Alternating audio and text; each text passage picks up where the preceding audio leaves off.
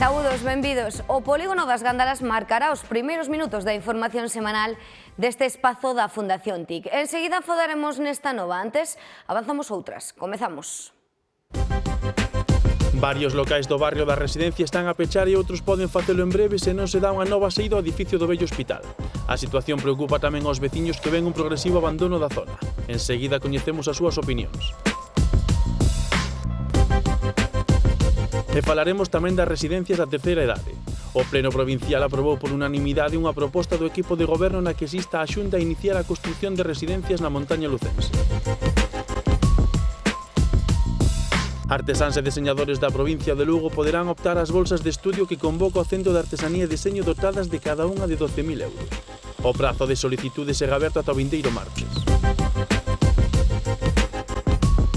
As 45 prazas de alemán ofertadas na Casa das Linguas esgotáronse en tan só 20 minutos desde que se abreu o prazo de solicitude. Esta última incorporación do Concello no centro é na actualidade a lingua con máis saída profesional. Achegarémonos a Nadela para visitar o restaurante Colón, onde descubriremos un dos seus pratos estrelas, o chourizos en carne. Promover o asentamento de empresas en Lugo é o obxectivo que une o Concello e a CEL na posta en marcha do Polígono das Gándaras. Para conseguilo, o Goberno Municipal exixe á Xunta a rebaixa do prezo das parcelas. O novo parque empresarial que construíu Xestur ten unha extensión de 2 millóns de metros cadrados. O Polígono das Gándaras dispón de chan e servizos necesarios para o asentamento nunha primeira fase de 114 empresas.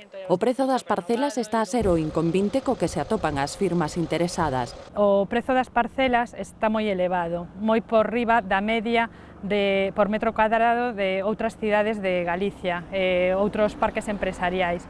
Isto fai que perda competitividade o parque empresarial de Lugo e que non sexa atractivo para as empresas que se queren implantar. O obxectivo do goberno local é atraer empresas que xeren emprego no municipio. Pedimos á Xunta que rebaixe estes prezos, que non trate de sacar tanto beneficio económico, porque Lugo necesita solo competitivo e necesita que as empresas se implanten na nosa cidade para que creen postos de traballo.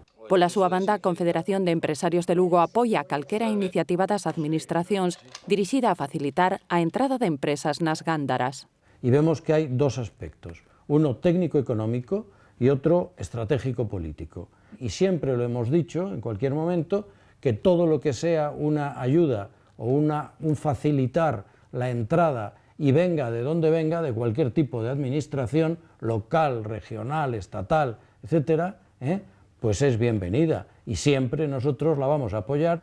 En el técnico económico conocemos que el precio del metro cuadrado, del costo del metro cuadrado, está entre los 100 y 110 euros metro cuadrado. Por lo cual pensamos que la horquilla de precios que se está manejando de precios de venta está dentro de algo totalmente razonable. Cando se decidiu construir o Parque Empresarial das Gándaras, o Concello de Lugo reservou superficie para a zona residencial preto do polígono. Os veciños do barrio da Residencia amosan a súa preocupación polo progresivo abandono da zona tralo traslado do vello hospital. Os máis afectados están a ser os comerciantes que veron caer as caixas dos seus negocios ata o 90%. As consecuencias están a derivar no peche de varios locais e se Sanidade non dá en breve unha nova saída ao inmoble, os comerciantes anuncian novos abandonos. Somos uns veciños e terán que repartirse para ir tomar aquí, ali e no outro lado. Isto, como non nos traigan algo, arruínanos para toda a vida. É o sentir da propietaria do establecemento Baliña ante a posibilidade de ter que colgar o cartel de pechado no local despois de 30 anos. Como ela, o resto de comercios do barrio de Residencia. Mesas baleiras, caixas paradas e cartéis que anuncian o seu inminente peche. Son as consecuencias que están a vivir os comerciantes do barrio tras o traslado do hospital. Non sabemos se resistiremos ou non resistiremos, pero bueno, hasta ver. Estamos aguantando un pouquiño a ver se fan algo con ese edificio que dixeron que iban a traer unha serie de cousas, a ver se efectivamente veñen rapidiño. Precisamente o futuro do edificio é o que máis lles preocupa nestes momentos porque diso dependerá que poidan manter os seus negocios. No sabemos ni lo que va a venir, ni cuándo va a venir, lo sabemos de oídas, pero realmente nadie vino aquí a decirnos, señores, esto es lo que vamos a poner, esto es lo que se va a generar y esto es lo que se va a hacer.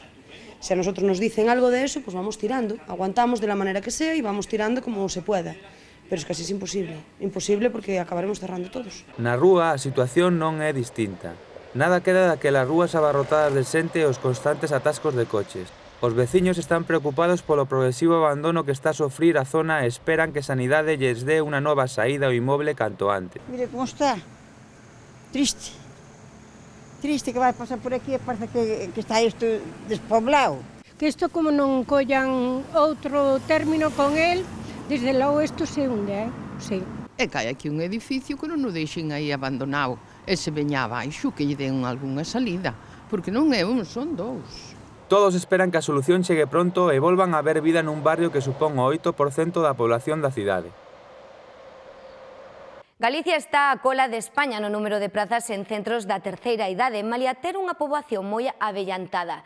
Para paliar esta situación, a Deputación comezará no prazo de 2 meses a construir 10 residencias. A primeira será de Trabada, pero ademais o organismo provincial, a través dun acordo unánime do Pleno, exixirá a Xunta de Galicia a construción de centros para persoas maiores na montaña, en concreto na Fonsagrada e en Becerreá, onde levan moitos anos demandando esta dotación.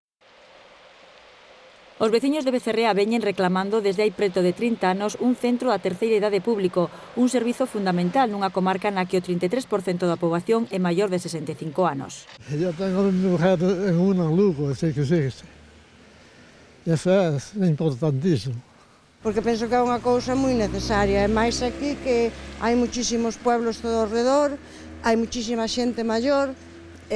Bueno, eu misma non teño fillos, e o día de mañá supoño que acabaré nunha residencia. Si hai, si non hai, pois non sei que será de min. Estamos falando dunha demanda histórica e unha promesa histórica do Partido Popular desde o 83, que ano tras ano iba a construir esta residencia, que é unha demanda non só de todos os partidos políticos, sino tamén de toda a sociedade da comarca. Para que o centro sexa unha realidade canto antes, o Concello pon a disposición da Xunta un solar para construir a residencia, que debería ter entre 100 e 150 prazas.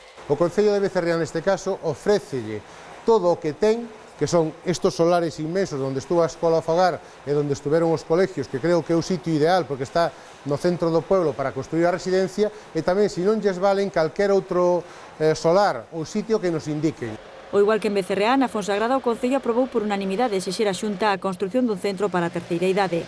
Unha reclamación que tamén lle plantexará a Deputación ao Goberno Autonómico, logo do acordo unánime de todos os grupos provinciais no pleno desta semana. Desde o Partido Popular apoiaron a iniciativa e lembraron os pasos dados pola Xunta, como no caso da Fonsagrada. Mire se nos parece ben, como lle decía, que aos poucos días da reunión na Fonsagrada presentamos a iniciativa no Parlamento Galego. Ao pouco tempo dáse unha subvención para que se faga o proxecto.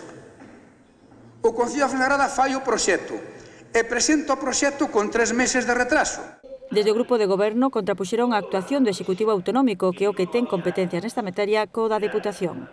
Si despois de 2 anos de goberno, despois de máis dun ano de decir que se iba a facer, non hai capacidade para ejecutar unha residencia na cabeceira de comarca como é Fonsagrada, é que non se quere facer. E lle vou dicir máis.